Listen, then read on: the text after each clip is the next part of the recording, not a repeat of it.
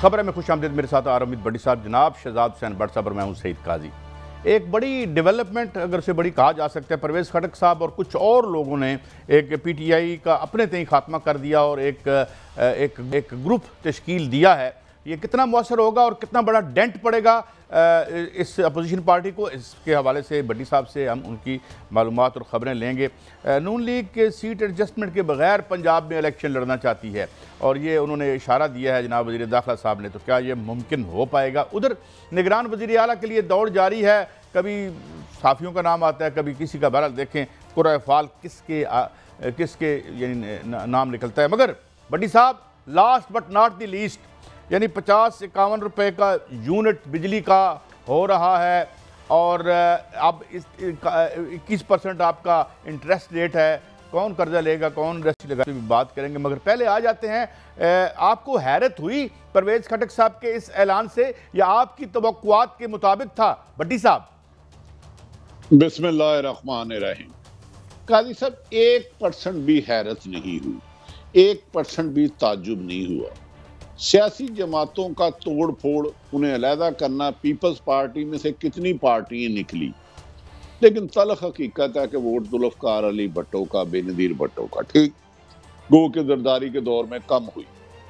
नून league में काफ league, M league, Q league, किधर लीग, इधर लीग, उधर लीग, नस लीग, फड़ लीग, नठ लीग, लेकिन वोट बैंक नवाज शरीफ का है। ये जो आज KPK में हुआ है, इनमें 2 लोगों से मेरी कल रात बात हो रही थी। मैं कहा सुनाए आप नई जमात बना रहे हैं। कहते हैं जी मैं नहीं जा रहा था, मेरे भाई को कोई मेहमान बना के ले गया है। हम जा रहे हैं लेकिन दिल हमारा, वोट हमारा, सपोर्ट हमारी कप्तान के साथ है। ये जहां मर्जी जिस मर्जी दड़बे में इन्हें मुर्गियों को बंद करें, इन कबूतरों के खुडे मुख्तलिफ बना लें हर शहर में, हर इलाके में, लेकिन जब पंछी को उड़ने का मौका मिला, वो रास्ता जमान पारकुर बनी गाला जा रहा है, होता हुआ असम्बली में बादियुल नजर में जा रहा है। गैब का इल्म मेरे पास नहीं है। परवेज़ खटक साहब, मुझे याद है जब 2014 का धरना था तो ये धमाल डाल रहे थे, खुशी का इजहार कर रहे थे, तो मैंने कहा परवेज़ साहब आप तो वज़ीर आला हैं, तो ये मुनासिब नहीं। कहते के लिए खून का आखिरी कतरा हासिल है, वज़ीर आला तो कोई चीज ही नहीं है। तो आखिर उनकी भी कोई हमें मजबूरियां समझना होंगी। कुछ लोग तो होते ही बेवफा हैं और कुछ लोग हवा का रुख उड़ के देते हैं। कैसा खौफ जितना मर्जी तारी कर ले, तूफान जितनी मर्जी शिद्दत से आ जाए, वक्ती नुकसान होता है, लेकिन इनकी उम्रें कम होती हैं। आहिस्ता आहिस्ता चीजें अपनी जगह पर आने शुरू हो जाती हैं। एक बात याद रख लें, मेरी नजर में इन्हें के और भी पंजाब में हो रहा है। मुजफ्फरगढ़ और मुल्तान के 7 MNO से मेरी बात हुई है। वो कह रहे हैं हम अपने घरों में नहीं जाते, लेकिन हमने पुलिस को मैसेज दिया हमारी माओ बहनों की चादर चारदीवारी पमाल ना करना, अब बस कर दो। हम इमरान के साथ खुल के नहीं जा रहे हैं, इमरान के साथ, लेकिन हमारे घरों की चादर चारदरी ना पमाल करना। क्या जबरदस्ती! आपको याद होगा इन्होंने क्या पट्रियार्ड या पार्लियामेंटेरियन बनाई है, पीपल्स पार्टी पट्रियार्ड भी बनी थी, वो हुसैन मेहंदी अल्लाह बख्शे हमारे दोस्त ने बनाई थी। तो लिहाजा ये वक्त इन चीजों से कोई फर्क नहीं पड़ता। अगर हुकूमत इसके बावजूद PDM समझती है बहुत मजबूत है। देखें सदर कौन है, आसफ मौलाना फजलुर रहमान, इलेक्शन हुए नहीं, 4 वज़ीर आज़म, नवाज शरीफ, मरियम नवाज, शहबाज शरीफ और एक और सियासी भी हो चुका है। पीपल्स पार्टी में बिलावल साहब यहाँ हुआ। तो डू यू थिंक ये सब हालात ठीक है? इस बिजली का बम खुदकश कर दिया है, लोग इनका नाम नहीं सुनना चाहते, तो बड़ी अच्छी बात है। 8 अक्टूबर को इलेक्शन साफ शफाफ करा दो, इंटरनेशनल मीडिया बुला लो। क्या आज भी आपको तहरीके इंसाफ का कोई रहनुमा किसी टीवी पे नजर आया? तमाम शो निकालने 25 के 25, 50 अच्छा बड्डी साहब, एक और बात मैं जो भट्ट साहब आपकी खिदमत में पेश करना चाहता हूँ। बड्डी साहब की बातें तो बिल्कुल बजा, मगर एक बात देखें ना कि यहाँ लीडर जो भी थे, जुल्फ़िकार अली भुट्टो का जिक्र किया और बेनज़ीर भुट्टो का जिक्र किया, ये सियासी मुसाफिर जो हैं इन्हीं की तरफ सारे देखते हैं, यही आपको जो है फिर मुश्किल में या आसानी में छोड़ भी जाते हैं। इनको कुछ नहीं होता। तो ये कोई हमारा कल्चर बन गया सियासत में कि चलो तुम उधर को जिधर की हवा हो। दुरुस्त कह रहे हैं काजी साहब। बात यह है कि ये दूसरी बड़ी किंग्स पार्टी बनी है। इससे कबल इस्तेकाम पाकिस्तान पार्टी बनी जहांगीर तरीन साहब की। दूसरी पार्टी अब ये परवेज़ खटक साहब की क़यादत में जो सामने आई है, पीपल्स PTI पार्लियामेंटेरियंस, ये मैं समझता हूँ आप इसको इतना ईजी ना लें काजी साहब। ये जमात खैबर पख्तूनख्वा में जिन अफराद के साथ आ रही है, और मेरी इतलात के मुताबिक साबिक वज़ीर-ए-आला जो है महमूद अहमद खान, वो भी शामिल हो गए हैं। अब असद कैसर साहब से इनकी निगोसिएशन हो रही है। तस्वीर के दो रुख में आपको पेश करूंगा। पहला रुख तो यह है कि इनके आने से फर्क पड़ेगा और ये दूसरी किंग्स पार्टी शामिल होगी, साबित होगी। जबकि इसके साथ साथ दूसरा अगर आप पहलू देखें तो नौशहरा और सवात की जानब से बहुत असर रखते हैं परवेज़ खटक साहब, जबकि अभी भी वहां से PTI का इख्तिताम जो है वो हम नहीं कह सकते। ये बात मैं आपसे जरूर मानता हूं। मिसाल के तौर पर शाह जमान की बात कर ले, यूसुफ जई की बात कर ले, मुराद सईद की बात कर ले, असद कैसर साहब की बात कर ले, अली अमीन गंडापुर की बात कर ले। एक लंबी तफसील है जो अभी तक साबिक चेयरमैन के साथ खड़ी है। अब सवाल यह है कि इस मौके पर, लेकिन पाकिस्तान की रवायात यह है कि किंग्स पार्टियां बनती हैं। वो पीपल्स पार्टी, जैसे आरिफ साहब फरमा रहे थे, पीपल्स पार्टी पेट्रियाट भी बनी थी राव सिकंदर वाली, अब ये भी बनी है। लेकिन मेरी जाती राय के मुताबिक आखिरी फिक्रा यह है कि इस इलेक्शन में इस्तेकाम पार्टी और ये परवेज़ खटक की पार्टी जो है वो अहम किरदार अदा करेगी। बड़ी साहब वो तो ठीक है, बड़ा अहम किरदार अदा करेगी। इस्तेकाम पार्टी जब से बनी है लगता है कि दुश्मन तो थर थर कांप रहे हैं, बल्कि किसी दूसरे मुल्क में भी वो इलेक्शन जीत सकती है। मैं वैसे मुबालगा कर रहा हूँ। तो पहले जो स्ट्रक्चर खड़े किए वो क्या था, अब क्या है जी? मैं भट्ट साहब की गल से बहुत इंप्रेस हुआ हूँ। कल मैं इधर बाहर निकला लंदन में, तो एक रैली थी बहुत बड़ी ओवरसीज पाकिस्तानी की। मैं क्या हुआ? उन्होंने कहा यार हमारे दिल दो दगा धड़क रहे हैं, एक परवेज़ खटक के साथ, एक इस्तेकाम पाकिस्तान पार्टी के साथ। मैं कहा यार दिल तो एक है, दिल बेचारे को क्यों टुकड़े टुकड़े कर रहे हो? क्विक ब्रेक है, गालबन अजान की है। एक क्विक अजान के बाद गुजारिश एक क्विक ब्रेक है, ब्रेक के बाद वापस आते हैं। इतनी पॉपुलैरिटी, अल्लाह सबको इतना पॉपुलर करे। एक ब्रेक के बाद हाजिर होते हैं, हमारी गुफ्तगू जारी है।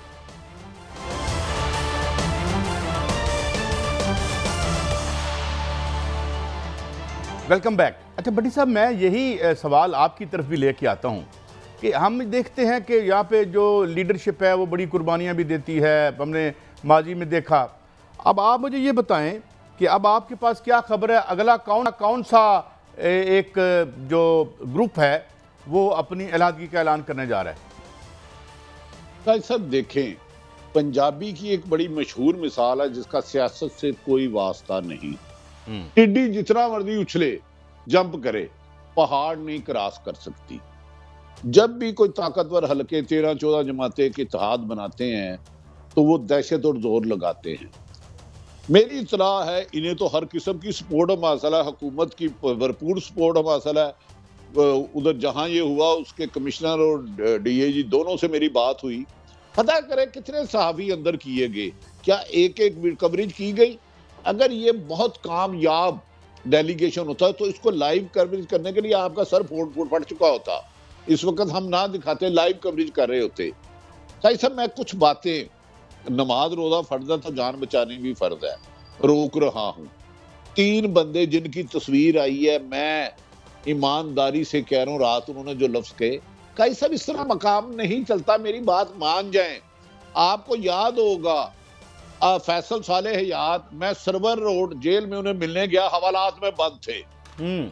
मैं क्या लपक गए भाई, तो आपके तो नैब ने बड़े लंबे लंबे खाते निकालने हैं। कहता आरफ साहब उधर ही SP कैंट का ऑफिस है, मेरा एक वो आपकी वजह से दोस्त था, मैंने उनको उधर बुला के मुलाकात की। उन्होंने कहा मेरी डील हो गई है। मैं क्या आपकी डील किसके साथ हो गई है? कहता मैं आपका मिनिस्टर इंटीरियर आ रहा हूँ। मैं क्या भाई आप होश में तो हैं, बैलेंस तो है, आपको मैंने सरवर रोड की हवाला से बुला के कमरे में चाय पिला रहा हूँ, तो आप कह रहे हैं? कहते हैं मेरी अल्लाह बख्शे हुसैन मेहंदी से। हुसैन मेहंदी सब मेरे भी मौसम थे बहुत ज्यादा। मैंने उनसे पूछा, उस वक्त वो DG रेंजर थे। मैं क्या सर? कहता हाँ ये बंदे हैं, ये पेट्रियाट बन चुकी है। तो कादी साहब ये क्या नाम है, परवेज़ खटक या महमूद खां, अब ये मैटर नहीं करते। आप लीडर 500 ले गए, मैंने मान लिया, क्या 500 लीडर 23 करोड़ अवाम के दिलों के रुख मोड़ देंगे? क्या उसी हलके में परवेज खटक तो अपने कदम से इलेक्शन हार गए थे अपने ही हलके में। अब ये मैटर नहीं करती, अब ये बड़े बड़े बुत टूट गए हैं। चंद यकीनन ऐसे इलेक्टेबल होंगे जिनका 25-30 हजार अपना वोट बैंक होगा। मुझे आज याद आ रही है एक साबिक वजीर आजम से उन्होंने बात की, उन्होंने कहा इर्द गिर्द देखा, हम साफी मिलने गए थे उनसे, उन्होंने कहा कोई बड़ी ताकत ऐसी रह तो नहीं गई मेरे खिलाफ, पीपल्स पार्टी, नून लीग, मौलाना फजलुर रहमान, ABCD। वो हमने जब सब जो लोग उस वक्त हारून रशीद साहब भी थे और 2-4 साहिब इल्म लोग भी थे, तो हमने कहा जी बज़ाहिर तो कोई नहीं रही, एक जमात नहीं रही। उन्होंने कहा हो सकता है किसी दौर में मेरे पंछी भी उड़े, मेरे पंछी भी उड़े। वो परवीन शाकिर का एक शायर है, एक बात है मेरे हरजाई की, जहां भी गया लौट कर तो मेरे पास आया, इन्हें लौट कर अपने पिंजरे में जाना, मां सवाए चंद। बट साहब वैसे मैं एक आपसे माफ़ी चाहता हूँ, आपको पता है आपकी मेरी बहस तब से चल रही है जब आप एक और चैनल के बड़े ओहदे पर थे। और यार ये बंदे जिधर भी गए हैं हर पार्टी में गए हैं, ये परवेज खटक साहब पीपल्स पार्टी में भी थे, अब इधर भी हैं, अब दुख और आंसुओं का मतलब है वो एक नाटक भी चल रहा है। तो ये भट्टी साहब ये भी तो देख लेना कि जो चॉइस की गई उसकी क्वालिटी क्या थी और जो चॉइस था उसकी क्वालिटी क्या है। ये तो आप देख रहे, ये बदनसीबी तो हर पार्टी की रही है भट्टी साहब। काई साहब इसमें कोई शुबा नहीं है, टूट फूट मैंने कहा रोज़े अव्वल से होता है। ज़ियाउल हक साहब ने इसकी बुनियाद रखी है, यूब ने भी रखी, फातिमा जना के बारे में क्या कहा गया वो ये हिस्ट्री कोई से कम नहीं है।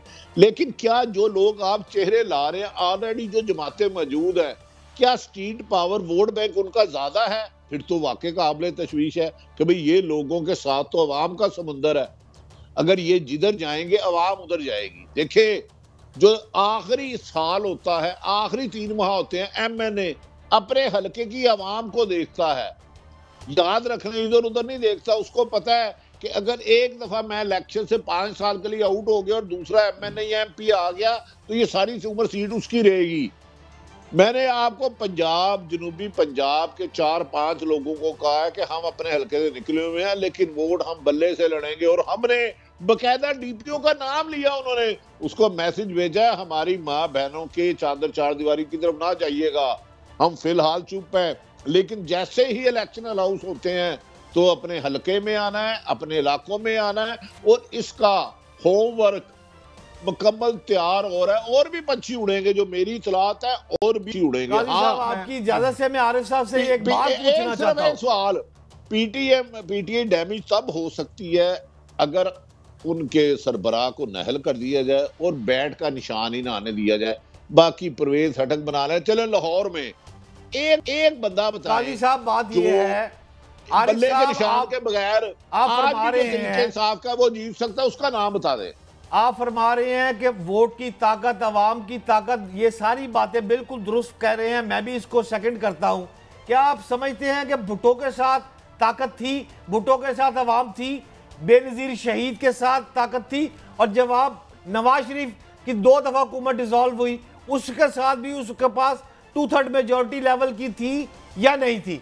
मैं चाहूंगा कि आप इसमें भी रहनुमाई फरमाएं कि अवाम की ताकत से आने वाले क्या थे वो।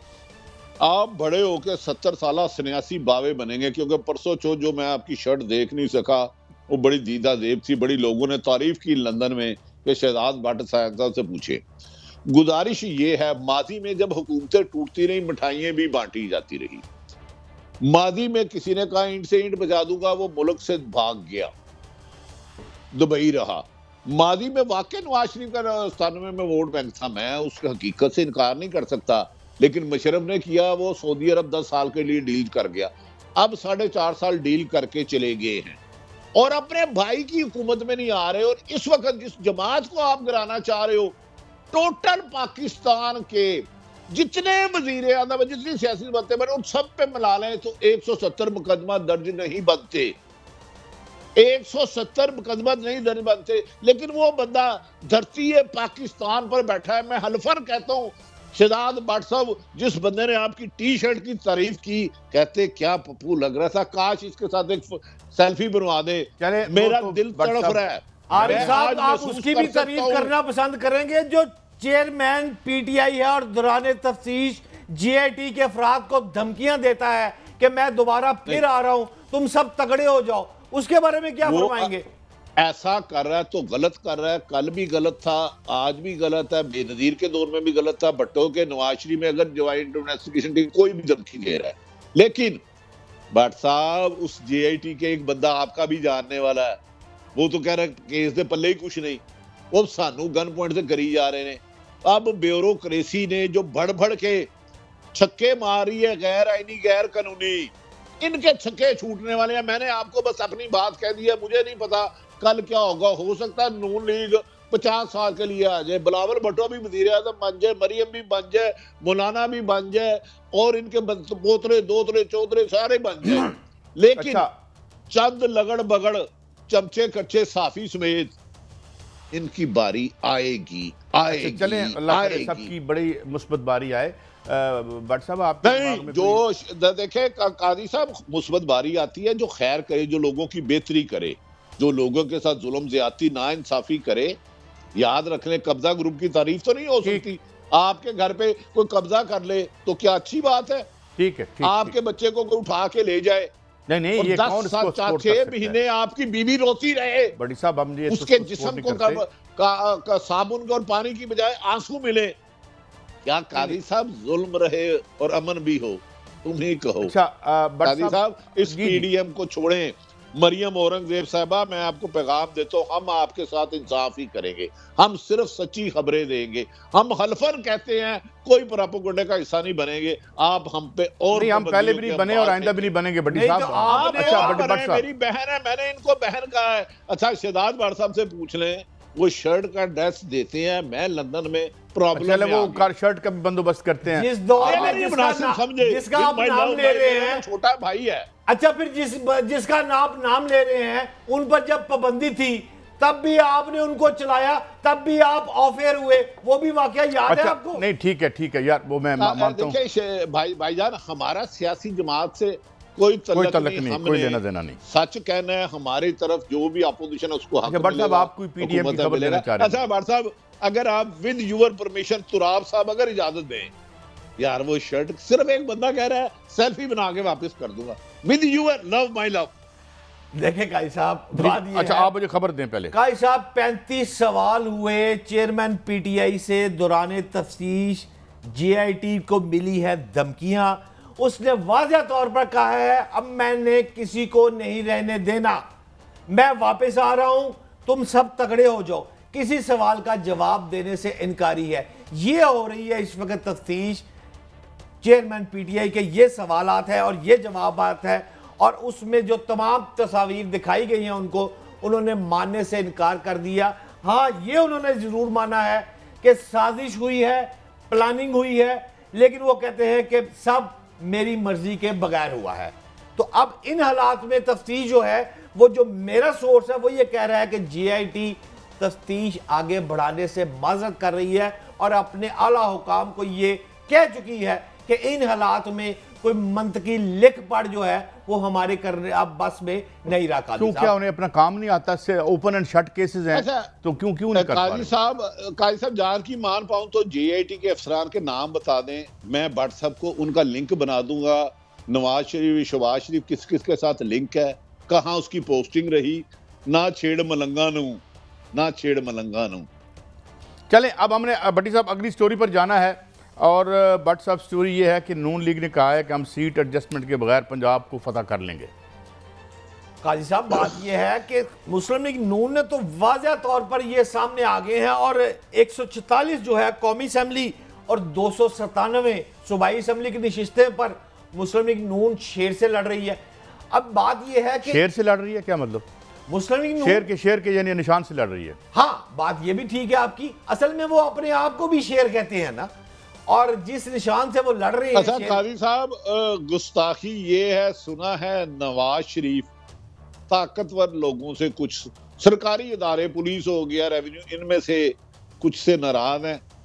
तो भट्ट साहब जरा हल्की सी टच मी नॉट, दुरुस्त बात है, मैं सेकंड करता हूं इस बात को। किस बात? क्यों नाराज है? मैं इसका जवाब दे देता हूं।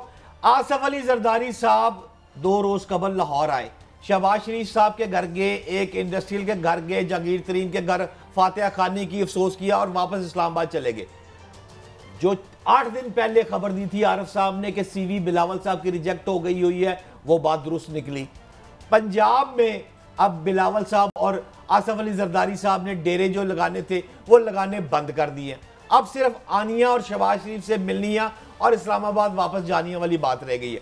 कहानी कुछ ये है कि इस वक्त मुस्लिम लीग नून और पीपल्स पार्टी जो है वो ये चाह रही है कि कोई ऐसा प्राइम मिनिस्टर केयर टेकर आ जाए जिसका ताल्लुक सियासतदानों से हो, और वो सियासतदान हो।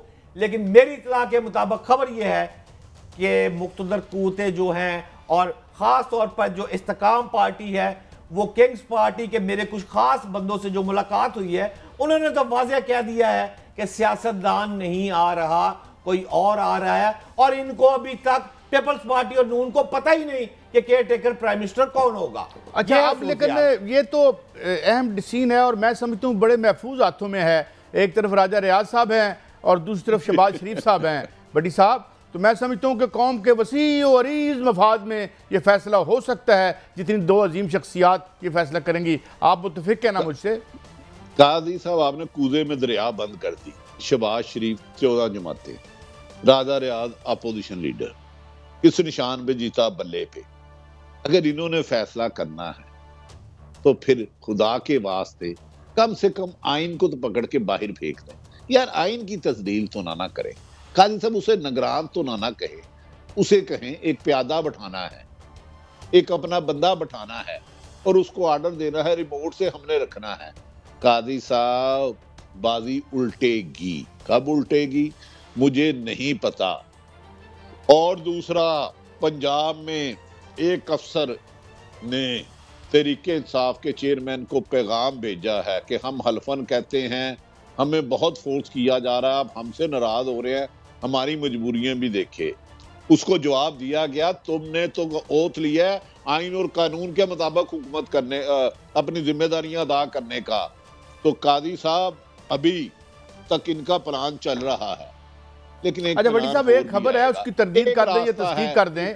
मुझे किसी जराये से पता चला कि कुछ दिनों पहले कोई एक बहुत अहम मुलाकात बनी गाला में भी हुई है। ये हमें बेपर की उड़ाई है, मुझे लगता है किसी ने।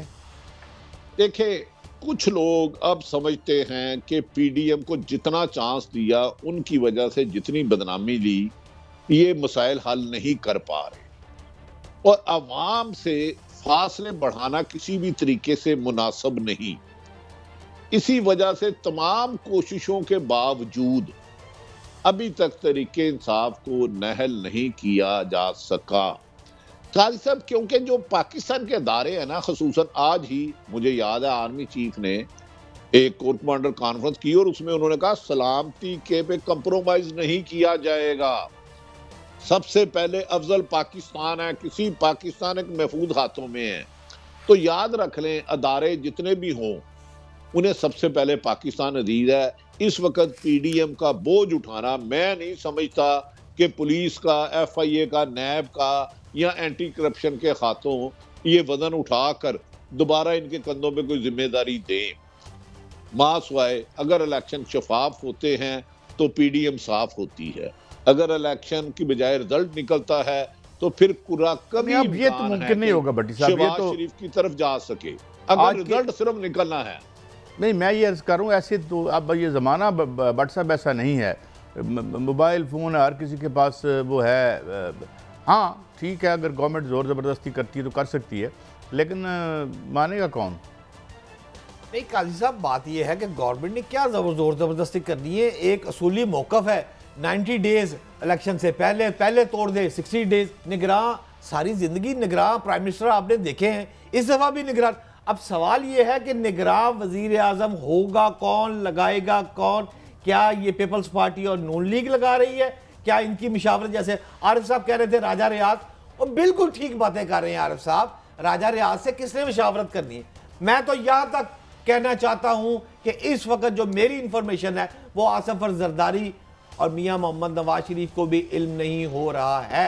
अभी तक किसी नाम को फाइनल नहीं किया गया है। आप इजाजत है, राजा रियाज अपोजिशन लीडर है।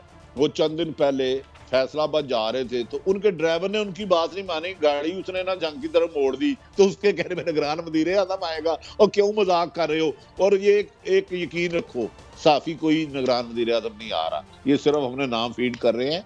अदारों को सबके कच्चे चटे पता है, हमें यकीन है कि मुल्क के लिए बेहतर होगा। जज्बाती हैं कुछ लोग, वक्त के साथ साथ जज्बात भी ठंडे होंगे और आवाम की नफरत को हवा नहीं दी जाएगी। पीडीएम चाहती है अदारों में और अवाम में फासले बढ़ाएं, लेकिन अदारे इनके कहने पे कुछ नहीं करेंगे। आज भी जो मैं अभी डॉक्टर फारूक सलीम साहब का एक पीस देख रहा था, कितने गंभीर हालात हैं, पता ही कि इन यहाँ पे किसी को अंदाज़ा ही नहीं है। और हाँ ठीक है, चलें हमें कुछ पैसे भी मिल गए और कुछ, लेकिन 8.3 बिलियन डॉलर का हमें इस दफ़ा एक्सपोर्ट में और दीगर जो हमारी रिमिटेंसेस उसमें भी हमारा नुकसान हुआ। आने वाले दिनों में हमें वक्ती तौर पर हमारे अहम इदारों ने और उन्होंने हमें इससे बचाया है। मगर ये जो लोग आ रहे हैं या आएंगे भी, मैं इसलिए ये बात कर रहा हूँ कि कुछ लोग अभी तक मुस्सिर हैं कि टेक्नोक्रेट्स चाहिए हमें, जो कि इस इंतहाई गंभीर माशी सूरत हाल से हमें निकाल सकें। छोटी सी कैबिनेट हो, ये तो 80 वजारतें और 40 वजारतें। देखिए काजी साहब, गुजारिश ये है, महंगाई 23 करोड़ आवाम करे तो सजती है, पेट्रोल अब 4-5 रुपए यूनिट बढ़ गया है, बिजली तो अफोर्ड कर ही नहीं सकता, लोड शेडिंग की सूरत हाल आपके सामने है। लेकिन क्या इन हुक्मरानों के घर कभी आपने लोड शेडिंग देखी? क्या आप जाती उमरा और मॉडल टाउन जाएं, बिलावल हाउस जाएं, याद रख लें महंगाई पहले से ज्यादा खौफनाक है, लेकिन इन्हें अपने मुकदमात खत्म कराने और एक सियासी जमात का वजूद खत्म करने पर इनकी कोशिशें नाकाम होती जा रही हैं और इन लोगों को एहसास होता जा रहा है अब ये असल चीज इकॉनमी है। इनके नजदीक, मौजूदा हुकूमत के नजदीक महंगाई बहुत ज्यादा हो तो क्या ये 80-90 बंदों की काबीना रखे? कोई समझ आती है, कोई अकल आती है? कोई अकल, कोई समझ नहीं आती। बहुत ज्यादा महंगाई हो तो आप अखराजात कम करते हैं, उसमें बेपनाह इजाफा नहीं करते। एक बंदे ने 12 से ज्यादा अमेरिका के विजिट किए, फिर वज़ीर आज़म की सीवी मंजूर नहीं हुई। छोड़ दें काजी साहब, बनाने दें इन्हें, कोई बात ये नहीं। देखते हैं, लेकिन इलेक्शन में अभी कई और मरहल आएंगे, कई और यूटर्न मराहल तो बहुत आएंगे, मराहल का जमाना और आ चुका है। परवेज इलाही साहब को फिर इतने अरसे के लिए डीसी साहब ने जो है वो बंद कर दिया, कि ये क्या हो रहा है? जी हाँ काजी साहब, आप दुरुस्त कह रहे हैं। उनकी तमाम जगहों पे बेल हो गई थी। बेल होने के बाद डिप्टी कमिश्नर लाहौर ने ये नोटिफिकेशन किया है कि जी नक्श अमन के अंदेशा है और इसके लिए उनको दोबारा पाबंद सलासल किया गया है। मैं समझता हूँ कि 77 ईयर के चौधरी परवेज इलाही के साथ जो इस वक्त हो रहा है, इस पर पूरी कौम जो है वो भी ये इस पर अफसोस का इज़हार कर रही है और मैं भी अफसोस का इज़हार कर रहा हूँ कि चौधरी परवेज इलाही के ऊपर अगर FIR नहीं है, या तो कोई ले है ना, अभी वो सुना लिखी जा रही है, वो मेरा ख्याल है कल या परसों शायद मंजर-ए-आम पे आ जाएगी। लेकिन अगर उसके बगैर इस तरह किया जा रहा है तो ये इस पर अफसोस हमें जरूर करना चाहिए। नहीं, वो डिप्टी वज़ीर आज़म भी रह चुके हैं, वज़ीर आला भी रह चुके हैं और एक डीसी साहब ने उनको ये क्या काजी साहब, ये डीसी लाहौर डिप्टी वज़ीर आज़म कैसे रह चुकी हैं? नहीं, मैं एक बंदा जो डिप्टी वज़ीर आज़म रह चुके हैं, वज़ीर आला भी रह चुके हैं, स्पीकर भी। आप कह रही हैं कि डीसी लाहौर वज़ीर आज़म रह चुकी हैं, मैं तो हैरान हो गया। नहीं, अकल दंग रह गई। मैं उनकी बात नहीं कर रहा। अच्छा, एक तो कहते हैं कि ये इलेक्शन की तैयारी कर रहे हैं, इनका वोट बैंक बंद है। अंग्रेज ने 16 MPO रखा था, जब कोई मुसलमान इनके जुल्म और सितम के खिलाफ करता था, जिसको चाहते थे 16 MPO के तहत बंद कर देते थे। इन्हें कहें अगर परवेज इलाही के पास स्ट्रीट पावर नहीं है, मोहसन क्या नाम है यार, मोनस इलाही से इनका खौफ है कि उसके बाप को बुजुर्ग है, जलसे जुलूस नहीं निकल रहे, पाकिस्तानी सियासी हालात भी खराब नहीं है, तो 16 MPO के तहत 90 दिन नजर बंद कर रहे हैं। कादी साहब इनकी कांपे टांग चुकी हैं, इनकी जबान सड़सड़ा रही है, लेकिन कोई एनर्जी देखे। डीसी साहबा, मैं आपको सवाल भेजता हूँ, आप गुरुद्वादर और पटवारी में फर्क बताएं। और आपको बताता हूँ कि मोहतरमा आपने नहायत ऑनेस्ट हैं, बड़ी दलेर है, बड़ी तगड़ी सिफारिश है, बहुत अच्छी कॉम्पिटेंट हैं, कौन कौन से काम किस किस के कहने पे किए और परवेज इलाही को किन वजूहात की बिना पर आपने नक्शे अमन समझते हुए 100 पाबंदे तसलासल किया, जरा हमें उसका जवाब दे दें। ये एक डीसी लाहौर का मसला नहीं है, आप पंजाब की पूरी ब्यूरोक्रेसी देखें, आप पुलिस देख लें, जो रवैया अपनाया जा रहा है इस वक्त वो सारा ही यकसा है। और जैसे ये भी याद रखिएगा कि ये रवैया पिछली गवर्नमेंट और उससे पिछली गवर्नमेंट में भी ऐसा ही था ब्यूरोक्रेसी का जो इस वक्त है। क्या ये दुरुस्त है? कादी मैं तो समझता हूँ सियासतदानों से ज्यादा तबाही ब्यूरोक्रेसी ने की है। मैं तो ये फर्स्ट कहता हूँ, दुनिया में कोई पॉलिटिशियन ऐसा नहीं, चाहे वो पीपल्स पार्टी हुकूमत नून की हो, तरीके इंसाफ की हो, जब तक ब्यूरोक्रेसी उनके लिए नाजायज काम ना करें, जब तक ये ऑर्डर ना दें कि परवेज लाई का घर बम प्रूफ गाड़ी से जाके तोड़ दो बख्तरबंद गाड़ी से। ये ब्यूरोक्रेसी अपने एक बोटी के लिए बकरे ज़िबा कर रहे हैं, अपनी चंद पुरकशिश ओहदे और अपने बच्चों को बैरून मुल्क बनाने के लिए 23 करोड़ अवाम का दाव पे लगाते हैं। जिसको चाहा गिरफ्तार कर लिया, जिसके घर चाहा छापा मार लिया, जिसकी फैक्ट्री गिरा दी, मकान गिरा दी। वो खुदा का खौफ करो, वो गिद्दे खत्म हो गई हैं। अंग्रेज ने जिस मकसद लिए कानून बनाया था, तुम हम पे ही अजमाने लग पड़े हो। तुम्हें बनाया अवाम की फलाह बहबूद के लिए, अवाम की बेहतरी के लिए इदारे बनाए जाते हैं। आपने अवाम की जिंदगी अजरन कर दी है इस ब्यूरोक्रेसी ने। इस कदर डमी ब्यूरोक्रेसी, इस कदर डमी ब्यूरोक्रेसी, इस कदर डमी ब्यूरोक्रेसी तो ज़ियाउल हक के दौर में भी नहीं थी। भट्ट साहब आप क्या कहते हैं? काजी साहब बात यह है, आप एसपी का बयान पढ़ लें। जो आरिफ साहब कह रहे हैं ठीक कह रहे हैं, मैं इस हद तक मुतफिक हूँ। डीसी लाहौर की बात है, ये ब्यूरोक्रेसी की बात है। बात यह है एक एसपी लेवल का आदमी, पुलिस अफसर जो इस वक्त पंजाब की है, वो ये तस्लीम कर रही है ऑन रिकॉर्ड कि खवातीन से ज्यादा लड़कों के साथ बदफेली हो रही है। भाई अगर हो रही है लड़कियों से ज्यादा लड़कों का, अवल तो खुदा ना खासा किसी के साथ भी नहीं होनी चाहिए, लेकिन अगर हो रही है तो हुकूमत कहाँ है यार? वो तो मुझे, हाँ जी, शहजाद भट्ट साहब ने आज मेरी दुखती रागर हुई थी। मैंने इस ब्यूरोक्रेसी को बड़ा कवर किया। अनूश खान साहब इनका नाम है। इन्हें पहले भी डीआईजी इन्वेस्टिगेशन लगने का शौक था। राव सरदार आईजी था, बड़ा क्रेडिबल था। उन्होंने नहीं लगने दिया, ऑपरेशन लगाया, लेकिन इलेक्शन कमीशन ने रोक दिया। डीजी मैं जो माजी में अच्छे आईजी रहे, जावेद इकबाल, अब्बास खां, सादत अली खां, आफ्ताब चीमा, जुल्फकार चीमा, उन सब से इन मोहतरमा एसएसपी साहब की सिफारिश किसने लगवाई और क्या धमकी दी? इसकी सिफारिश पे लगी और क्या धमकी दी? मेरे कहने पे शहजाद भट्ट साहब से गुजारिश है, सारे पाकिस्तान के क्राइम रिपोर्टर लगा दें। जब एसपी माल्टोन इन्वेस्टिगेशन थी, जब एसपी इन्वेस्टिगेशन कैंट थी, बदकिस्मती है कि इमरान खान बुजदार के दौर में भी यही थी। चलें, किसने तोड़ा दिल हमारा, ये कहानी फिर सही। भाई यही है ना भट्ट साहब, इसलिए तो हमारी बड़ी तकलीफ दे दास्तान है कि, लेकिन इसमें हम कैसे, जब सियासतदान जो है वो उसको कनाइमेंस चाहिए होगी ब्यूरोक्रेट की, तो ये तो फिर होगा और कंप्रोमाइज होंगे प्रिंसिपल्स भी और लॉ। अच्छा कादी साहब, आखिरी बात शहजाद भट्ट साहब को कहें, डॉक्टर उस्मान अनवर है आईजी पंजाब, उनके पास जाएं और उन्हें कहें डॉक्टर साहब खुदा के वास्ते ईमानदारी से बता दें, अनूश मसूद को अपनी मर्जी से लगाया है या जबरदस्ती आपसे लगवाया गया? चलो ऑफ द रिकॉर्ड बता दें। चले ये तो हमसे नहीं पूछ सकते, ना ही हम उनकी नीयत पर शक कर सकते हैं। साहब का बड़ा अच्छे मरासम है उनके। डॉक्टर उस्मान अनवर बरतानिया दौर के समझदार है, आफ्ताब चीमा साहब के शागिर्दा, और आफ्ताब चीमा हमारे अच्छा भट्टी साहब, ब्रेक के बाद भट्ट साहब मैं आपसे जवाब लूंगा ब्रेक के बाद। मगर ये जो मैशत की स्टेट है जिसमें थोड़ा सा रिलीफ हमें, जैसे ब्रीदर भी आप कह रहे थे या एक लाइफ सेवर कह रहे थे, इसके बाद की क्या कहानी है? मैशदान क्या कह रहे हैं?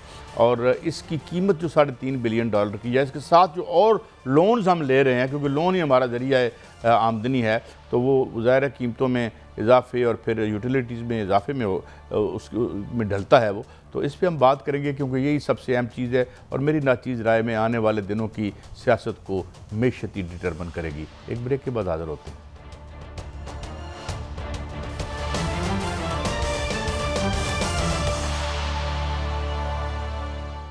Welcome back. भट्टी साहब एंड भट्ट साहब, ये तो कहानियाँ चलती रहेंगी और ये कौन बनेगा वज़ीर आज़म वगैरह, मगर सवाल ये है भट्टी साहब कि मैं 2-3 खबरें आपसे डिस्कस करना चाहता हूँ आज। पहली बात तो ये है कि आज हुकूमत ने इंदिया दी है कि 50 रुपये से ऊपर यूनिट जा रहा है, क्योंकि LNG जो उन्होंने मंगवाई थी और जिसका बड़ा हकान अब्बासी साहब बड़ा डिफेंड किया करते थे, वो अब 50 और 6-6.5 रुपये पे पन बिजली बन सकती है। और पाकिस्तान में बेशुमार धूप है, बेशुमार पानी है, मगर उसमें पता नहीं कोई ठेका शेके का कोई मसला होता है, वो हम नहीं कर सकते। एक तो मैं आपको ये बात बताना चाहता हूँ, दूसरी मैं आज एक और खबर आपको देता हूं कि बीआरटी का बड़ा शोर है कि बीआरटी बन रही है कराची में। अगर वो सारी की सारी भी बन जाए 170 अरब रुपए से, तो वो सिर्फ कराची के 9% लोगों को केटर करेगी। जिस तरीके से ये 350 अरब रुपए की ये ट्रेन सफ़ेद आती है, हमने पंजाब और लाहौर में बनाया है, ये 2.5 लाख लोगों के लिए है। और उस वक्त डॉक्टर जो थे फ़ारूक सलीम ने एक फिगर दी थी कि ये 2.5 लाख लोगों को इन पैसों से 2.5 लाख कारें, जो सुजुकी कार है वो हम लेके दे सकते थे। तो जिस तरीके से हम उजाड़ते हैं और जिस तरीके से इस मैशत को उजाड़ा गया है, और आज उसके ऊपर बैठ के सियासत भी चल रही है, कभी पार्टी नई बन रही है, कोई पुरानी बन रही है। सवाल भट्टी साहब 21% आपका है इंटरेस्ट रेट, 50-51 रुपए की बिजली, तो फिर इंडस्ट्री कैसे उठेगी भट्टी साहब? काजी साहब देखें, कोई भी हुकूमत हो पानी से, सूरज से बिजली बनाने की तब कोशिश करे जब उसे सियासी महालफिल में सियासी ग्रुप बनाने से फुर्सत मिले, जब उसे माल पानी लुटो फुटो ते नठो ते मौका मिले। ये चीजें बन सकती हैं। इन्हीं बिजनेसमैनों ने, जो हुक्मरान हैं, इन्होंने अपनी फैक्ट्रियों में बिजली बनाने के टेम्परेरी अरेंजमेंट किए हुए हैं, सोलर लगाए हुए हैं, लेकिन अवाम को 50 रुपए ज्यादा यूनिट देंगे तो मुझे बता दें, जहां 70% पॉपुलेशन से ज्यादा 30,000 से कम है और 40,000 से ज्यादा खते गुर्बत से रहते हैं, वो तो आपने तो उससे बल्ब की रोशनी छीन ली, आपने सूरज की रोशनी छीनी कि पखा नहीं चला सकता, रात की रोशनी छीनी कि रात को अपने बच्चों से टकराए। बिजली तो आप अफोर्ड कर ही नहीं सकता। कोई बेचारा जिसकी 15-20-30,000 सैलरी है, अगर वो किराए पे घर लेता है, 12-13,000 रुपए का घर का किराया, 5-6 हज़ार बिल आ गया। काई साहब ये क्यों अवाम का फैसला करें? कराची हो या पाकिस्तान, अवाम खराब होगी, अपने इन्हीं मसाइल में उलझी रहेगी, तो हुकूमत के खिलाफ महंगाई के लिए सड़कों पे नहीं आएगी। उन्होंने तो इन्हें अपनी इतनी उलझनों में उलझा दिया है कि वो अपने बुनियादी हकूक ही नहीं इनसे मांग पा रहे कि भाई आपने जिस आइन की बात करते हैं, पहले 28 आइन है कि अवाम को आपने उनके हकूक देने हैं, राइट्स देने हैं। हुक्मरानों ने कहीं आइन में नहीं लिखा कि आपने 80 लोगों की काबीना बनानी है, आपने फला मुल्क में जाना है, आपने खानदान को नवाजना है। आइन में लिखा है। मैं एक चीज जो आपको खबर देना चाहता हूँ कि कैपेसिटी पेमेंट तकरीबन अप टू 1 यूनिट में 15 रुपए है। और यार कैसे मुआहदे किए आपने? ये सारे काम छोड़ दें, 94 से लेके अब तक के मुआहदे बाहर निकाल आए, आपको पता चल जाएगा पाकिस्तान को दिवालिया होने के किनारे पर कौन लेके आया है। ये सारे निकालें। 45 बिलियन डॉलर तो वर्ल्ड बैंक मानता है कि इसकी वजह से ब्लीड हुआ है। इसमें मुझे लगता है 200-250 बिलियन हर हुक्मरान है। मुझे बताए, काबीना में ये होता है कि तरमीम करो कि सफारी फारहार नाहल नहीं होना, बीए की खत्म होनी है। कभी काबीना में ये हुआ है कि हमने अपने इलाके में सूरज से, पानी से, जमीन खोद के इतना पानी जहीरा करना है कि लोगों को बिजली देनी है, स्कूल देने हैं। आप काबीना के तमाम अरकान असम्बली की शहजाद व्हाट्सएप से कहे अभी ले है, उनके बच्चे देखे कुछ स्कूलों में पढ़ते हैं, बैरून मुल्क किस किस ब्यूरोक्रेट के बच्चे पढ़ते हैं, और इलाज खुदा ना हादसा वो बीमार हो तो कहाँ कराते हैं। जिस हुकूमत का अवाम की 99% मसाइल का उन्होंने ख्वाब में तसव्वुर नहीं किया, और जो वसाइल इनके पास है वो गरीब आदमी मर भी जाए तो सोच नहीं सकता, लिहाजा बड़ी साहब मुझे तरक्की नहीं करेंगे। मैं इस पे आप स्टोरी करूंगा। किस दिन मुझे मेरे ब्यूरो चीफ बता रहे थे इस्लामाबाद में कि जी शेल गैस इस्लामाबाद में भी मौजूद है।